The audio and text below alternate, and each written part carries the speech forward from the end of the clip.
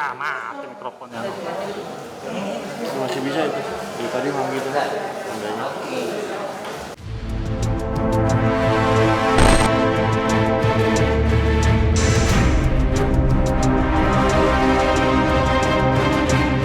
Di lain kisah, ketika Indra Kents dan Doni Salmanan sudah ditetapkan sebagai tersangka dan ditahan, kisah lain datang dari Olivia Natania yang akhirnya membuka pengakuan mengejutkan. Dengan berurai air mata, Putri Nia Daniati itu mengakui kesalahannya pada kasus dugaan penipuan seleksi CPNS yang memakan korban hingga 225 orang dan kerugian yang ditaksir menyentuh nominal 9,7 miliar rupiah. Kendati demikian, perempuan yang akrab disapa Oi ini mengaku hanya menerima uang sejumlah tak sampai 600 juta rupiah. Berapa yang kamu dapat? 25 juta. Jadi kalau ada 40 juta, sisanya siapa? Mereka yang makan dan saya harus membeli saya.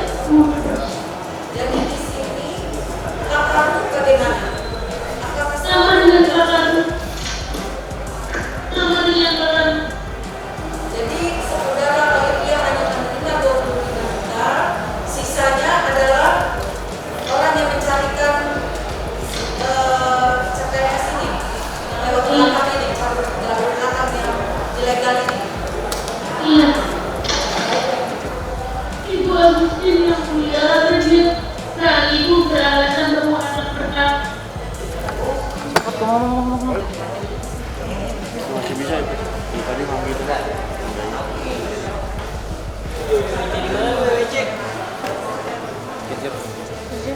Awalnya dia agak berbelit, tetapi kemudian di akhir dia mengakui kesalahannya dan dia mengatakan bahwa memang itu dari jalur belakang, tetapi untuk yang dia terima sendiri katanya tidak sejumlah seperti itu. Artinya yang kita ungkapkan di sini bahwa mereka menurut kami sudah memenuhi unsur pasal yang kami sangkakan. Pemeriksaan saksi fakta, saksi adikat semua sudah selesai dan kita minggu depan tuntutan. Ini pemeriksaan terdakwa, sudah dengar tadi semua ya, bahwa pembayaran sudah dilakukan Olivia, jelas itu. Bahkan yang tidak ada dalam barang bukti, kita lakukan pembayaran itu, rencananya, gitu ya. Terus surat palsu tadi juga tidak terbukti. Nah, menurut kami jaksa penuntut umum tidak dapat membuktikan bahwa Olivia menggunakan surat palsu. Begitu juga penipuannya dan penggelapannya 372, 378. Karena memang uang tadi sudah dibayarkan Olivia. Bahkan dia bilang dia terimanya nggak sampai 600 dari Ibu Agustin. Dia sudah membayar lebih dari yang dia terima. Kalau dibilang miliar 8 miliar nggak ada itu ya. Sebelumnya sudah dikembalikan sebelum perkara ini secara bertahap sudah dikembalikan, bukan baru-baru perkara ini sudah dikembalikan.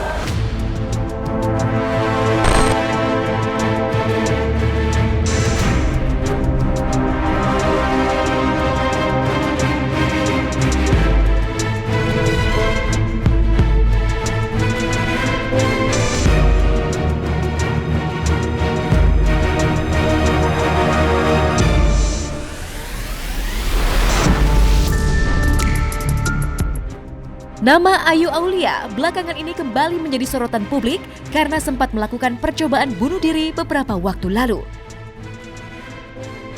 Kendati demikian, saat peristiwa tersebut justru memicu perseteruan baru antara Ayu Aulia dan seorang perempuan bernama Ade Ratnasari yang mengaku mendapatkan kekerasan saat mencoba membantu Ayu yang saat itu berusaha mengakhiri hidupnya.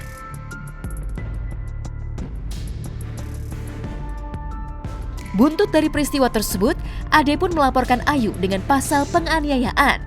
Tak main-main, Ade pun telah menyerahkan barang bukti dan 2 orang saksi pada pihak kepolisian.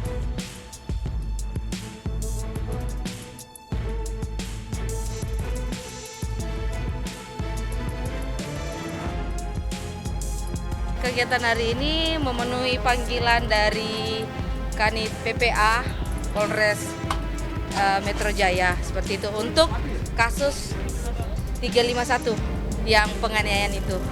Nah, selanjutnya akan dipanggil saksi yang pada saat ada kejadian di sana. Berikutnya baru terduga AA. Oh tidak, sudah tidak ada komunikasi.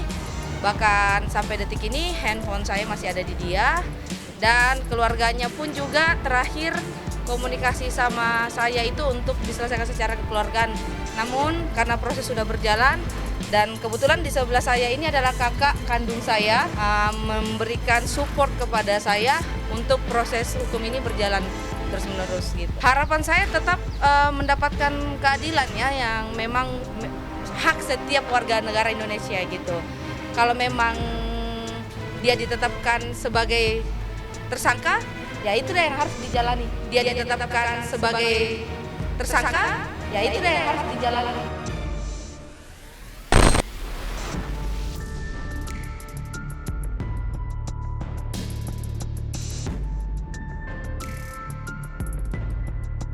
Terkait laporan penganiayaan tersebut, Ade mengaku tak ingin berdamai dengan Ayu Aulia meskipun keluarga selebgram kondang itu telah memintanya untuk berdamai.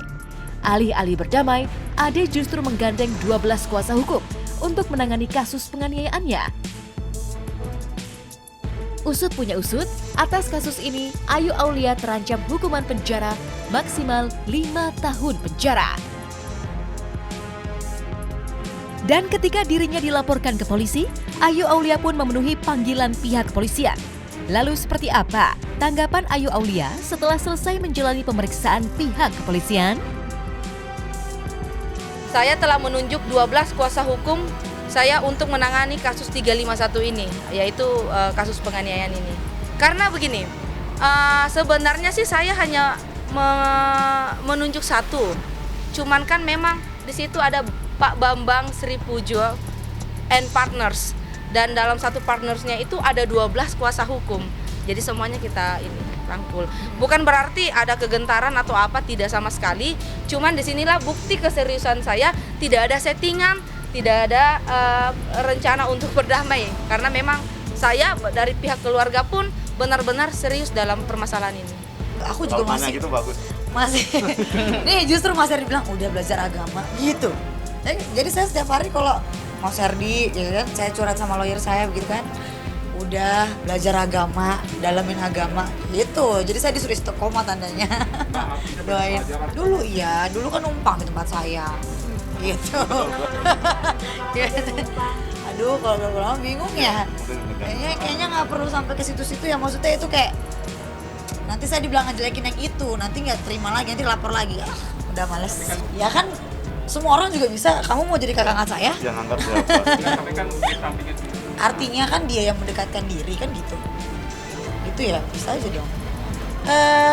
Ya pernah deket pasti ya, karena kan dia pernah tinggal di tempatku kan gitu. Ya mah nggak mungkin nggak deket kan gitu.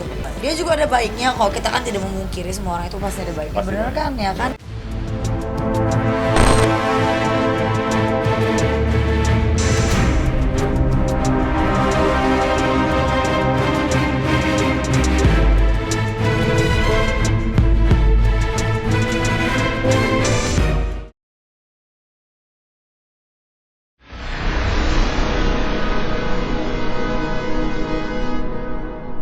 Jadi jangan lupa untuk subscribe Cumi Cumi.